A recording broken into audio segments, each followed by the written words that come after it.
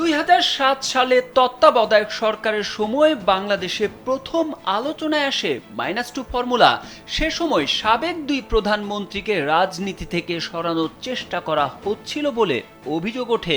তবে -2 ফর্মুলা বাংলাদেশে সফল না হলেও এবার পাকিস্তানে -1 ফর্মুলার অভিযোগ উঠেছে। ক্রিকেটের মাঠে ইমরান খান ছিলেন তরুণ খেলোয়াড়দের আইডল, রাজনীতির মাঠেও সেই ইমরান খান হয়ে ওঠেন তরুণদের আদর্শ নেতা। ক্রিকেট মাঠে তিনি পেয়েছেন বিশ্বকাপ ট্রফি জয়ের স্বাদ, আবার রাজনীতির মাঠেও পেয়েছেন প্রধানমন্ত্রী হওয়ার গৌরব। তবে জেলবন্দি ইমরান খানের রাজনৈতিক ভবিষ্যৎ ঘিরে দেখা দিয়েছে চাপা উত্তেজনা, কারণ ইমরানকে বাদ দিতে -1 ফর্মুলার অভিযোগ তুলেছে পাকিস্তান তেহরিক-ই-ইনসাফ পিটিআই।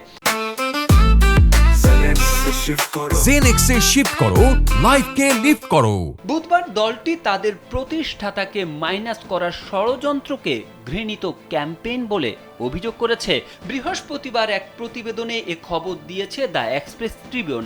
পিটিআইয়ের মুখপাত্র শেখ ওয়াকাস আকরাম পিএলএন নেত্রী আজমা বুখারীকে দায়ী করে বলেন, রাজপ্রাসাদ সমর্থিত এক চক্রান্ত চলছে, যার লক্ষ্য পিটিআইকে ভেতর থেকেই ভেঙে ফেলা।